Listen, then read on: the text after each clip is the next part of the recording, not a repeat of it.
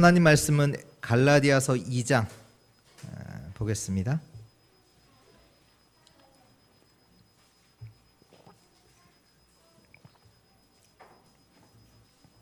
갈라디아서 2장 11절에서 21절 말씀 우리 한 절씩 교독합니다. 게바가 안디옥에 이르렀을 때 책망받을 일이 있기로 내가 그를 대면하여 책망하였노라.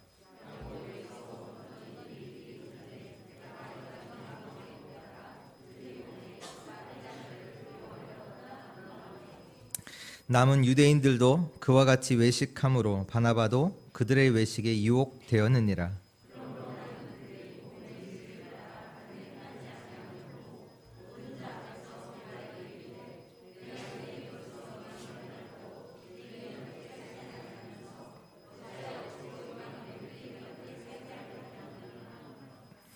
우리는 본래 유대인이요 이방 죄인이 아니로되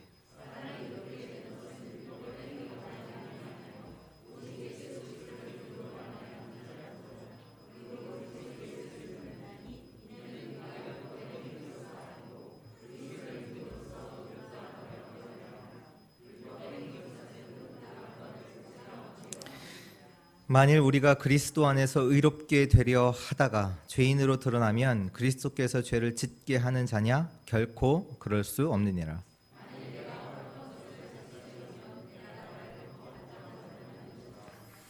내가 율법으로 말미암아 율법에 대하여 죽었나니 이는 하나님에 대하여 살려 함이라.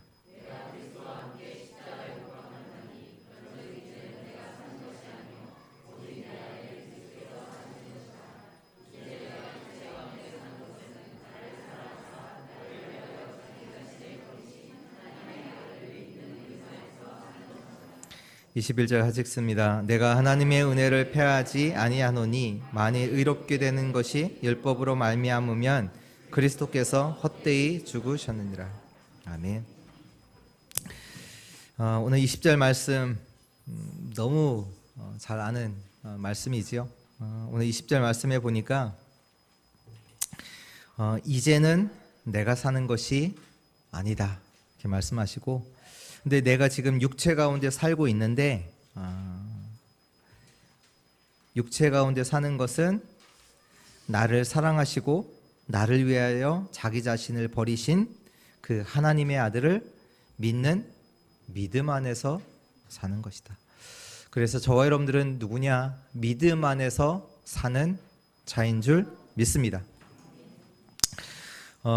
오늘 그 말씀에 이렇게 시작해 보니까 게바가 나오지요. 게바가 누구냐? 베드로입니다. 아시죠? 오늘 말씀해 보니까 게바가 베드로가 안디옥 교회를 방문한 것 같습니다. 그 안디옥 교회가 어떻게 보면 이방인 중심으로 세워진 교회잖아요. 그러다 보니까 그들과 함께 식사를 하는 시간을 갖게 된 것 같습니다. 그런데 12절에 보니까 야고보에게서 온 어떤 이들, 야고보에게서 왔다. 이 말은 그 예루살렘 교회의 지도자가 누구였냐? 가장 지도자가 야고보였거든요. 다시 말해서 예루살렘 교회, 그 유대인들 출신의 성도들이 그 안디옥 교회에 방문한 것 같습니다. 지금 이제 베드로가 그 이방인들과 이방인에서 그 구원받은 성도들과 안디옥 교회에서 식사를 하고 있는데 예루살렘 교회에서 온 유대인 성도들이 오게 된 거예요. 그때 베드로가 어떻게 했냐? 12절 후반절에 보니까 그가 할례자들을 두려워하여 떠나 물러가매 남은 유대인들도 그들과 같이 외식함으로 바나바도 그들의 외식에 유혹됐다. 그러니까 그들을 두려워해서 식사 장소 하다가 중간에 이제 자리를 뜬 거죠. 근데 그것을 베드로를 보고 바나바가 누굽니까? 안디옥 교회 목회자잖아요. 안디옥 교회 목회자 바나바도 얼떨결에 이제 갑자기 이제 식사하다가 이제 뭐 어디 좀 가야 되겠다 하면서 이제 가버린 그 일이 지금 일어난 겁니다. 그래서 그것을 가지고 바울이 베드로에게 책망을 한 일을 오늘 이제 갈라디아 교회에게 보내는 편지 가운데 기록하고 있습니다.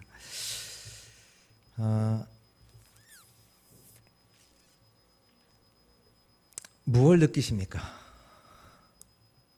이 말씀을 듣고 지금 베드로를 보면서 어떤 거가 느껴지세요? 베드로가 잘못했다? 그러면 안 되는데?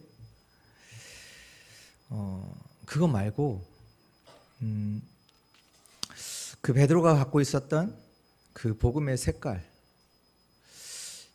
그리고 여전히 율법이라는 거에 갇혀 있는 그런 모습, 그런 것들이 보이죠. 근데 이 말씀이요, 이 앞에 있던 두 사건이 또 있었어요. 그 사도행전 10장에 보면 고넬료라는 사람이 하나님을 경외하는 사람인데, 하나님께서 그 고넬료가 기도하는 중에 저 요바에 가면 베드로가 있다, 사람을 보내서 베드로를 청하라, 이렇게 말씀을 하시고, 동시에 하나님께서 베드로에게 환상을 보여주셔서 짐승을 이제 보자기에 싸서 내려보내 주시는데 먹으라고 하시거든요.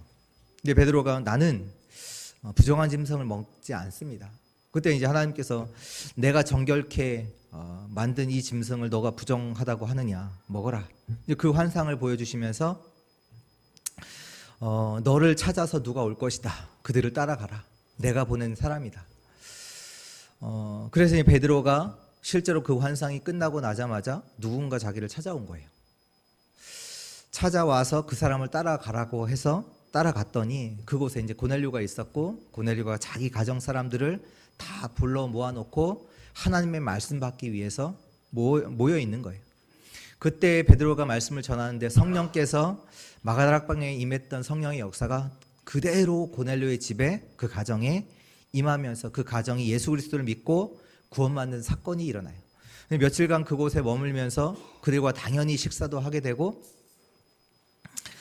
했겠죠.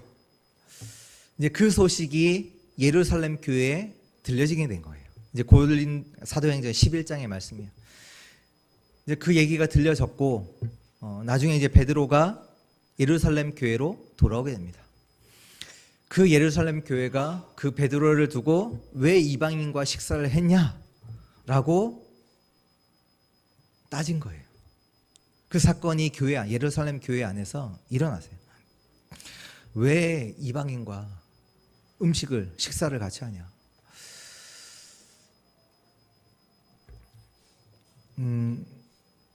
지금 예루살렘 교회가 복음을 말한다고 하지만 실제적으로 예루살렘 교회가 갖고 있던 그 색깔, 복음의 색깔이요, 복음이 아닌 거예요.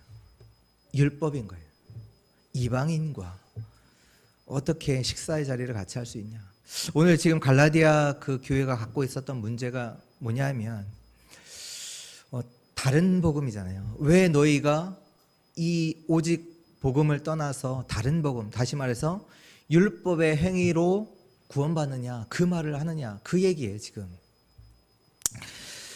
그래서 베드로가 이제 자기에게 있었던, 하나님께서 이런 환상도 주셨고 하나님께서 그들을 따라가라고 해서 그들에게 이제 따라가서 말씀을 전했더니 성령의 역사가 일어나서 그 가정이 하나님께로 돌아오는 그 일이 있었다는 것을 얘기를 하니까 그때 예루살렘 교회가 잠잠했다 그래요.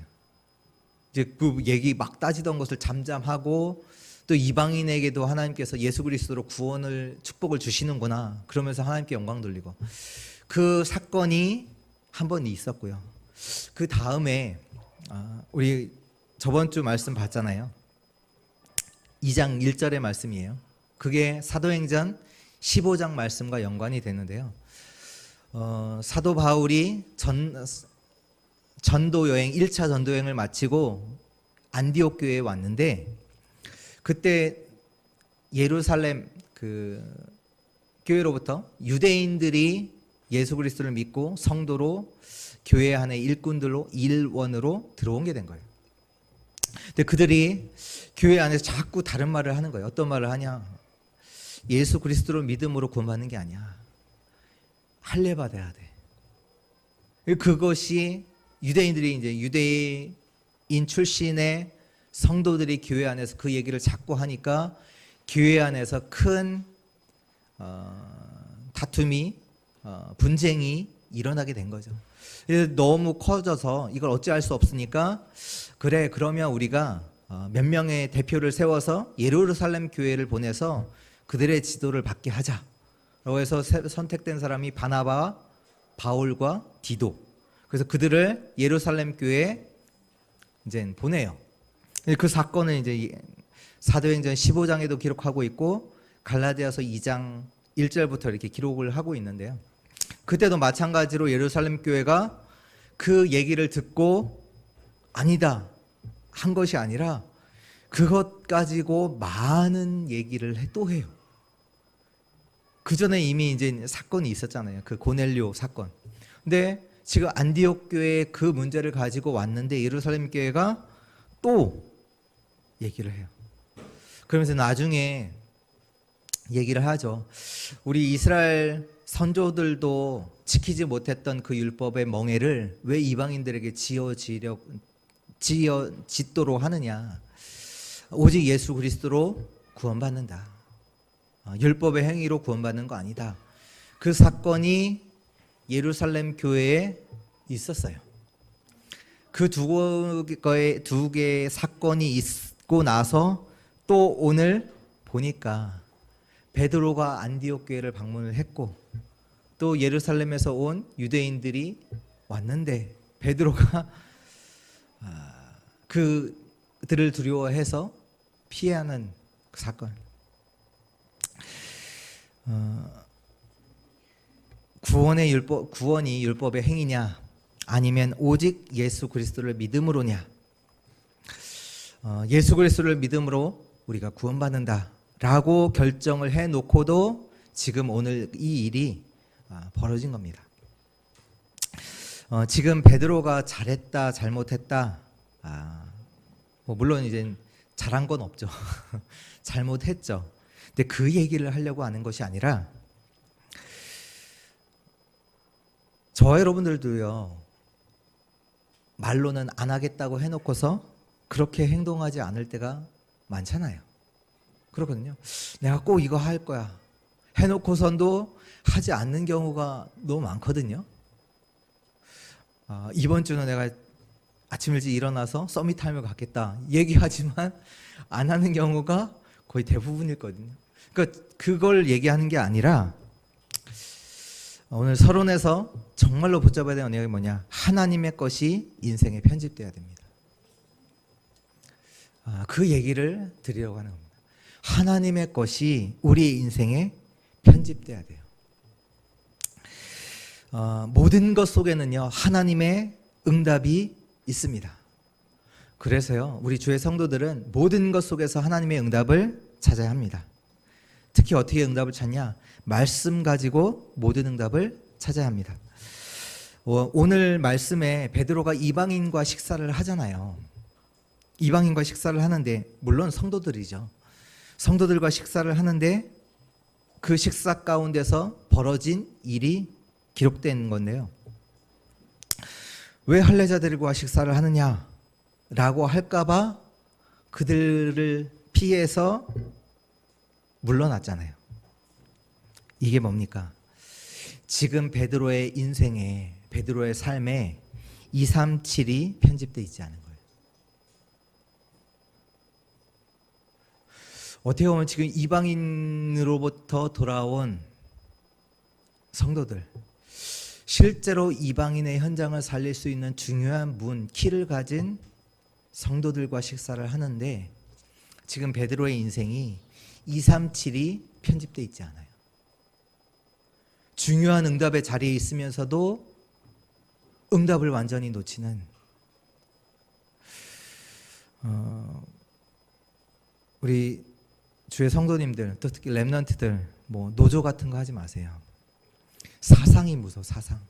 지금 율법 사상이 얼마나 이게 들어가 있으면 그것으로 편집돼 있으면 베드로가 그냥 새신자가 아니라니까요. 베드로가 가장 중요한 237의 현장에 있으면서도 237의 응답은 누리지 못해요. 하나님의 것이 우리 인생에 편집되어야 됩니다. 보세요. 우리가 지금 말씀 속에서 정신병 시대라고 치유 시대 말을 하고 있거든요. 그 얘기 하잖아요. 어떤 분이 예수 그리스도를 믿고 교회 왔어요. 어떻게 보면 정신적으로 문제 있다가 교회 왔는데 이상한 행동들을 할 수 있겠죠. 당연히 있을 거란 말이에요. 근데 누군가가 그 사람을 보고 저 사람 왜 저래?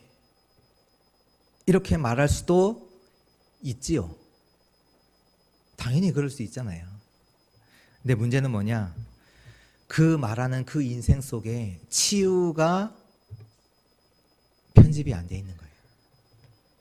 그 사람이 잘못됐다 그걸 말하는 게 아니라 하나님의 것이 그 인생에 편집되어 있지 않다는 얘기예요. 그렇다면 우리의 인생이 하나님의 응답과는 상관없는 인생을 걸어갈 수밖에 없는 거예요. 가장 축복된 그 응답을 찾지 못하고 하나님과 상관없는 인생으로 우리가 살아갈 수 있다는 얘기예요. 세상 사람들은 하나님 없이 살아가고 있습니다. 근데 우리 성도들이, 우리 렘넌트가 세상이 너무 부럽다 라고 하면서 세상을 따라간다. 그 인생에 서밋이라는 그 응답이 편집이 안 돼 있는 거예요. 이 인생은 하나님의 응답과는 상관없는 인생입니다. 쓸데없는 것을 하다가 모든 시간을 허비할 수밖에 없습니다. 오늘 베드로의 인생에 무엇이 편집이 안 돼 있냐? 237이 편집이 안 돼 있습니다. 더 정확하게 말하면 세계복음화의 축복과 베드로의 인생은 상관없는 거예요. 우리의 인생에 편집되어 있는 것이 있어요. 우리 인생에요. 이미 편집되어 있는 것들이, 이미 들어가 있는 것이 우리 그 안에 딱 갖고 있는 것이 있단 말이에요. 그건 뭐냐? 사단이 준 12가지 여정으로 편집되어 있어요. 그게 뭡니까? 나잖아요. 나라는 것으로 나와 맞지 않는다. 그러면 다 틀리게 보잖아요. 나와 말씀이 기준이 아니에요. 하나님이 기준이 아니에요. 나와 맞지 않으면 다 틀려요. 나와 맞지 않으면 화나고, 나와 맞지 않으면 싸우고, 또 그걸 보고 이제 창세기 3장, 6장, 11장이라고 하고요. 또 사도행전 13장, 16장, 19장은 뭐냐? 세상 근심으로 편집되어 있어요. 세상에 염려하고 낙심하고 걱정하고 그 근심으로 세상 것으로 편집되어 있고요. 또 운명으로 편집되어 있어요. 운명이 뭔지 아세요? 우리 인생이요. 불신자당 때 6가지 그 운명은 뭐냐면 뭔가 될 것 같은데 또 무너지는 그 운명에 갇혀 있어요. 될 것 같거든요. 이거 해보면 될 것 같고 될 것 같은데 어느 날 딱 순간에 보면 또 무너져 있어요. 안 돼요. 우리 인생이 딱 운명이라는 그 굴레에 잡혀 있다니까요. 계속 반복돼요. 될 것 같은데 또 안 되고 또 무너지고 벗어날 수가 없어요. 그걸 보고 운명이라고 합니다. 그걸로 편집되어 있어요. 그래서 어떻게 나오느냐, 무기력으로 나오기도 하고 어떤 사람은 완전히 무능으로 나오기도 하고, 물론 이제 긍정적이다, 그것이 맞다, 그 얘기는 아니지만 부정적이에요. 늘 안 된다, 어렵다, 죽겠다, 늘 부정적인 그 속에 그것이 인생에 편집되어 있단 말이에요. 또 그 속에서 물론 상처이기도 하지만 돈이 최고야. 그것으로 돈으로 편집되어 있고요. 우리 인생이 또 뭘로 편집되어 있냐? 물론 이제 아무것도 안 하는 것도 문제지만 열심으로 편집되어 있어요. 원래 사도 바울의 인생이 열심이었잖아요. 율법의 행위 이거 꼭 지켜야 된다. 그래서 예수 믿는 자를 죽이기까지 그 열심을 가지고 살아갔던 인생이 바울이었거든요. 우리도 신앙생활 한다고 하지만 그것이요 믿음으로 하는 것이 아니라 뭔가 열심을 가지고 응답받기 위해서 하는 그것으로 편집되어 있거든요. 신앙생활 하지만 신앙생활이 아니라 열심 생활할 수 있어요. 그것으로 편집되어 있으니까. 또 뭔지 아세요? 특히 우리 한국 사람들이 갖고 있는 편집된 인생이 뭐냐면 기복이에요. 기복신앙. 응답을 뭐로 보냐? 잘 되는 것으로 보거든요. 기복신앙으로 갖고 있어요. 그것이 편집돼서. 그래서 문제 만났다. 지금 그걸 축복으로 절대로 볼 수 없어요. 그게 축복인데 축복으로 절대로 안 봐요. 문제를. 왜? 기복이라는 것으로 기복신앙으로 편집되어 있기 때문에. 교회 다니는데 왜 문제 오느냐 하면서 떠나요. 교회 다니는데 내가 예수 믿는데 왜 나한테 이런 어려움 오고 저런 어려움 오고 우리 자녀는 왜 안 되고 남편은 이렇고 늘 그 속에 있어요. 기복신앙이거든요. 하나님이 주시려는 진짜 응답은 따로 있는데 그거는 보지 못하고 우리의 인생이 기복신앙으로 이미 편집되어 있단 말이에요. 요셉 보세요. 그럼 요셉이 노예로 가고 감옥에 가고 그건 완전 저주 인생이잖아요. 아닌데 또 어떻게 보면 이렇게도 말할 수 있잖아요. 또 요셉을 봐라. 위로한다고 말하는 말이 뭐냐? 요셉 봐라. 고생 끝에 낙이 온다. 그 얘기 아닙니까? 요셉이 고생 끝에 노예도 갔고 감옥에 갔는데 겨울 그 총리 되지 않냐? 좀만 참아. 그 신앙 아닙니다. 근데 대부분 말하는 것들이 그런 식으로다가 신앙 좀만 참아. 기도해봐. 하나님께서 복 주실 거예요. 아닙니다. 요셉은요 처음부터 끝까지 같았어요. 모든 것이 응답이었어요. 노예 가는 것도 응답이었고 감옥도 응답이었고 총리도 응답 중에 하나였어요. 모든 곳에서 하나님이 함께 하심을 누렸어요. 모든 곳에서 모든 현장을 살렸어요. 기복? 아닙니다. 근데요 그것이 우리 인생에 편집되어 있거든요. 그래서 우리가 이제 렘넌트들 보고도 자연스럽게 나오는 말이 뭐냐? 공부 열심히 해. 아닙니다. 진짜 중요한 거 있어요. 정말로 하나님의 것이 우리 렘넌트의 인생에 편집돼야 돼요. 여러분들의 것을 렘넌트에게 전달하면 안 돼요. 세상 것에 편집된 인생이 또 나의 것을 전달한단 말이에요. 안 돼요. 하나님의 것이 인생에 편집돼야 합니다. 오늘 말씀에 우리는 그리스도와 함께 죽었습니다. 그리고 우리는 그리스도를 믿는 믿음 안에서 삽니다. 그리스도가 12가지 사단의 여정 속에 있는 우리를 해방시켜 주셨습니다. 참 왕, 참 제사장, 참 선지자 되사 사단과 재앙과 어둠에서 완전히 해방시켜 주셨습니다. 우리 스스로가 사단의 노예에서 빠져나올 수 없기 때문에 그리스도를 믿음으로 우리에게 참 자유를 주셨습니다. 오늘 본론 3가지 볼 건데요. 3가지 믿음을 가지시길 바랍니다. 예수가 그리스도다. 맞죠?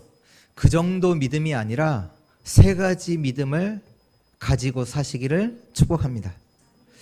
이 3가지 믿음이 저와 여러분들의 인생에 편집되기를 축원합니다. 그 첫 번째입니다. 뭐냐? 사단을 꺾는 권세를 우리에게 주셨습니다. 그냥 예수가 그리스도다, 예수가 참된 왕이다, 그 정도가 아니라요, 사단을 꺾는 권세를 우리에게 주셨습니다. 그리스도가 내게, 저와 여러분들에게 왕적인 축복을 주신 겁니다. 믿어야 합니다. 사단을 꺾는 권세를 내게 주셨습니다. 사단은 멸망시키는 12가지 여정을 갖고 있습니다. 그것을 단번에 꺾을 수 있습니다. 오직 그리스도의 권세로 꺾을 수 있습니다. 고린도 후서 4장 4절에서 5절에 보면요, 사단이 세상을 장악하고 있습니다. 뭐라고 표현하냐? 세상 신. 그러나 그리스도 앞에는 이 세상 신 사단은 꼼짝 못합니다. 쉽게 이길 수 있습니다. 그 권세를 우리에게 주셨습니다. 요한복음 16장 11절에서 14절에 보면 세상 임금이라고 나옵니다. 그래서 사단이 세상을 지금 장악하고 있습니다. 그러나 그리스도 앞에는 그 사단이 완전히 무너지는 것입니다. 교회가 왜 싸우는지 아세요? 복음이 아닌 겁니다. 그래서 사단에게 지는 겁니다. 감정 싸움하고 서로 용서하지 못하고 틀린 사람을 이해하지 못하고 다른 사람을 정죄한다. 복음 아닙니다. 또 에베소서 2장 2절에 보면 사단이 누구냐? 공중 권세를 잡고 있다라고 말씀하고 계십니다. 근데 이 사단은 오직 그리스도 앞에만 무릎을 꿇습니다. 눈에 보이지 않는 사단은요, 아무것도 두려워하지 않아요. 여러분들의 돈, 여러분들의 실력, 여러분들의 능력 두려워하지 않아요. 오직 그리스도만 두려워합니다. 왜냐? 요한복음 3장 8절에 하나님의 아들이 마귀의 일을 멸하셨기 때문입니다. 이 사단을 꺾는 권세를 우리에게 주신 겁니다. 믿으셔야 합니다. 이 믿음을 가지셔야 합니다. 왕의 축복이 나에게 와 있습니다. 그래서 여러분들이 가는 곳마다 사단은 무너지게 되는 겁니다. 이것을 믿을 때 보좌의 축복이 임합니다. 보좌의 능력으로 하나님께서 역사하십니다. 문제 왔습니까? 문제 될 거 없습니다.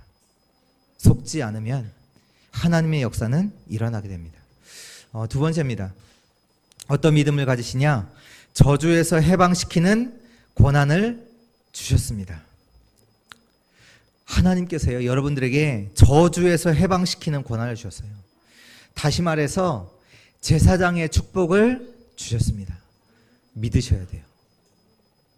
믿으셔야 돼요.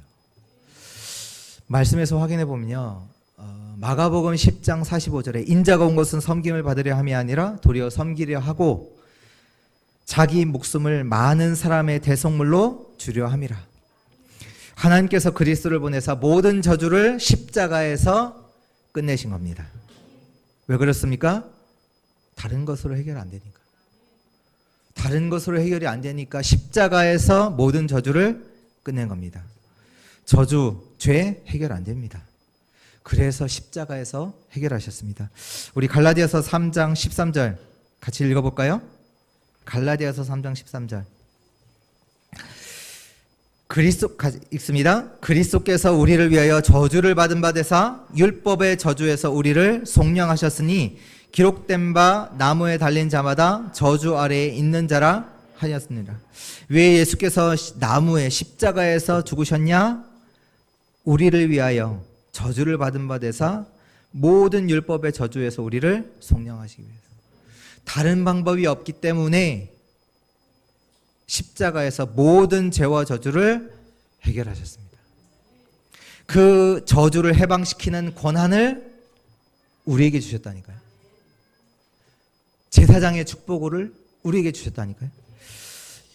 요한복음 5장 24절에 내가 진실로 진실로 너에게 이르노니 내 말을 듣고 또 나 보내시는 이를 믿는 자는 영생을 얻었고 심판에 이르지 아니하나니 사망에서 생명으로 옮겼느니라. 여러분을 사망에서 생명으로 옮겼느니라. 믿으시기 바랍니다. 로마서 5장 8절에 우리가 아직 죄인 되었을 때, 우리가 아직 믿지도 않았을 그때에 그리스도께서 십자가에서 죽으셔서 우리에 대한 사랑을 확증하셨습니다. 우리가 믿지도 않을 때, 우리가 아직 죄인 되었을 때 예수께서 십자가에 죽으심으로 우리를 사랑하시는 것을 확증하셨대요. 로마서 8장 2절에 그리스도 안에 있는 자에게는 결코 정죄함이 없다. 이는 그리스도 예수 안에 있는 생명의 성령의 법이 죄와 사망의 법에서 우리를 해방시키셨습니다. 죄와 사망의 법에서 하나님의 생명의 성령의 법이 해방시키셨습니다. 법입니다. 감정이 아니고요. 상황, 이때는 이렇고 저때는 저렇고, 아니요. 법이요. 대통령에게는 권한이 있어요. 잘 아시죠? 사면권이 있습니다. 우리가 죄를 지으면 구속되잖아요. 근데요, 대통령이 사면하면 그 사람은 죄를 지었음에도 불구하고 해방받습니다. 그게 법이에요. 근데 예수 그리스도 안에 있는 생명의 성령의 법이, 우리가 죄 있거든요. 모든 원죄, 사범죄, 우상숭배한 죄, 모든 죄 있다니까. 있는데 생명의 성령의 법 대신 그리스도께서 우리를 해방하셨다. 사망에서 생명으로 옮겼다. 그리스도가 해방시키신 줄 믿습니다. 모든 저주가 다 무너진 겁니다. 믿으셔야 돼요. 믿으셔야 돼요. 갈라디아서 3장 22절 같이 읽을까요? 그러나 성경이 모든 것을 죄 아래에 가두었으니 이는 예수 그리스도를 믿음으로 말미암는 약속을 믿는 자에게 주려 하심이라. 성경에 있는 모든 것을요, 죄 아래. 그렇다면 죄 아래 있는 자는요, 성경에 있는 거 누리지 못해요. 알 수 없어요. 그러나 예수 그리스도 믿는 자에게는, 죄와 저주가 해방받은 자에게는 완전한 축복이. 여러분들에게 제사장의 축복을 주셨습니다. 죄와 사망의 법 아래 있는 자들을 해방시키는 제사장의 축복을 주셨습니다. 이것을 믿는 자에게 오는 축복이 시공간을 초월하는 능력이 옵니다. 모든 것에서 해방받으시길 축원합니다. 속지 마세요. 속지 마세요. 여러분들은 하나님의 자녀입니다. 세 번째입니다. 어떤 믿음을 가지셔야 되냐? 흑암 이길 빛의 배경을 주셨습니다. 선지자의 축복을 주셨어요. 창세기 1장 3절에 하나님께서 그리스도를 보내사, 창세기 3장 1장 3절에 창조의 빛을 비춰주셨습니다. 창조의 빛입니다. 창조의 빛. 그래서 세계복음화가 가능합니다. 지금도 이 창조의 빛을 그리스도를 통해서 비춰 주십니다. 이사야서 60장 1절 2절에 보면 일어나라 빛을 발하라 이는 내 빛이 이르렀고 여호와의 영광이 내 위에 임하였음이라. 보라 어둠이 땅을 덮을 것이며 깜깜함이 만민을 가리려니와 오직 여호와께서 내 위에 임하실 것이며 그의 영광이 내 위에 나타나리니. 이 말씀을 다른 말로 하면 여호와의 영광의 빛을 발하라. 너에게 와 있지 않냐? 영광의 빛, 여호와의 영광의 빛이 와 있다. 그 말입니다. 이거 놓치시면 안 돼요. 이미 여호와의 영광의 빛이 우리에게 임하여 있다. 일어나서 빛만 발하라. 여러분들은 망할 자들 아닙니다. 절대로 망할 자들 아니에요. 그리스도의 빛이 여러분에게 와 있습니다. 마태복음 5장 13절에서 16절에 그냥 빛이 아니에요. 또 빛이 되라도 아닙니다. 너희는 누구냐? 세상의 빛이다. 빛이 되라가 아닙니다. 세상의 빛입니다. 이것을 알고 믿으시면 됩니다. 놓치지만 않으시면 돼요. 이미 빛이 와 있다니까요. 빛으로 우리를 부르셨다니까요. 베드로전서 2장 9절에 너희는 왕같은 제사장이요.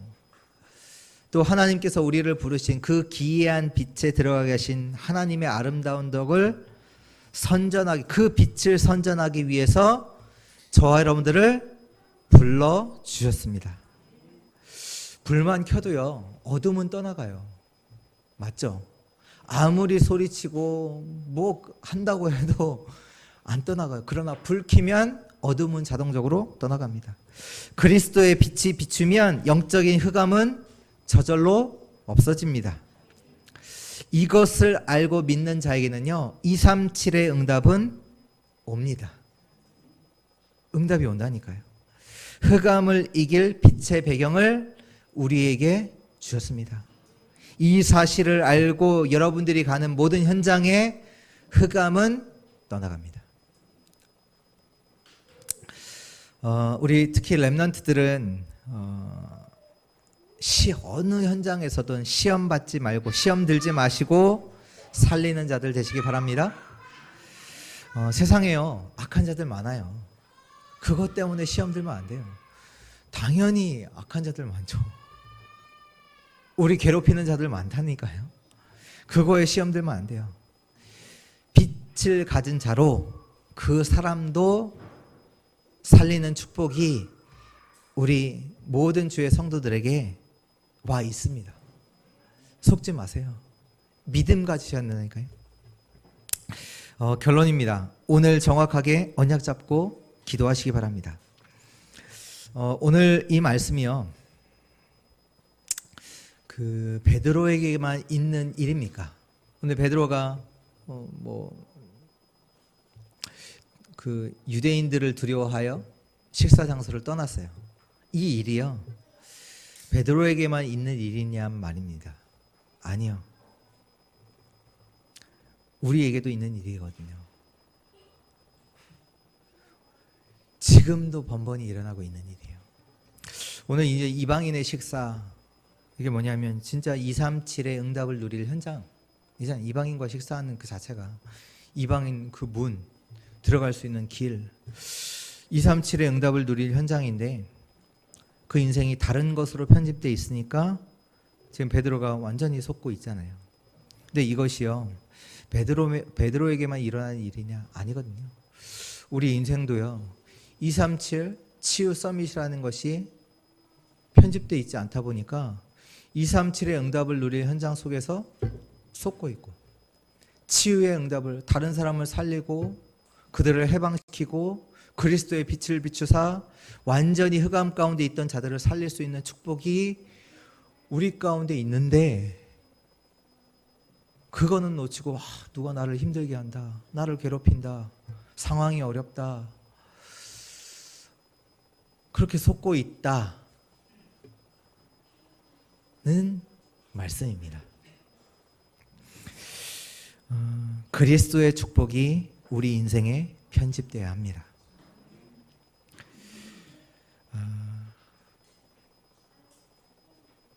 237 치유 서밋의 현장에서, 그곳에서 속고 갈등하고 분쟁하고 죽이는 일을 하고 있다는 거예요.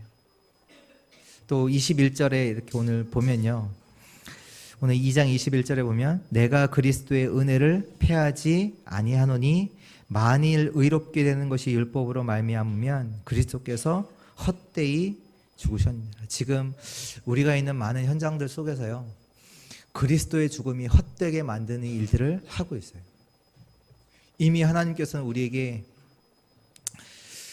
사단을 결박할 수 있는 권세도 주셨고, 또 많은 자들을 해방시키는 그 권한도 주셨고, 그 빛의 배경을 주셨는데도 그 축복을 가지고 현장을 살리고 현장을 축복할 수 있는, 현장을 완전히 사단 가운데서 해방시키는 그 축복이 있는데, 그 속에서 갈등하고 있고 내가 속고 있고 어렵다고 하고 있는, 다시 말해서 그리스도의 죽음을 헛되게 만드는 일을, 왜?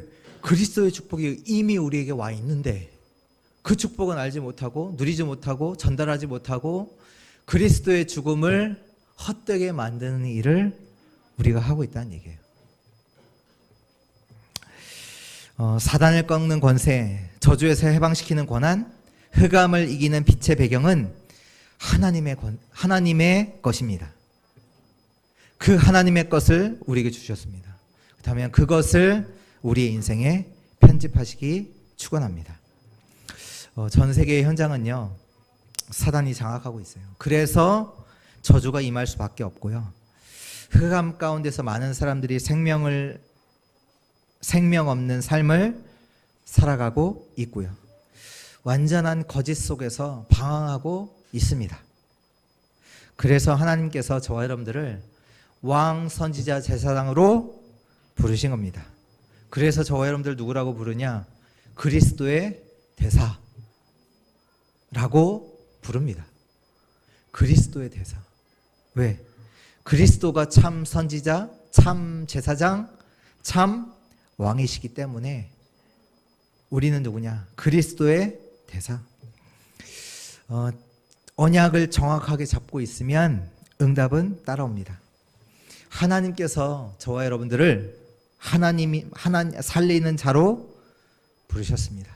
해방시키는 자로 부르셨습니다. 그리스도의 축복을 가진 자들이 저와 여러분입니다. 여러분들입니다. 믿음 안에서 사는 자입니다. 믿음 안에서. 이번 한 주 기도 속에서 이 축복을 완전히 누리는 우리 주의 성도들 되시기를 축원합니다. 기도합니다. 하나님 감사합니다.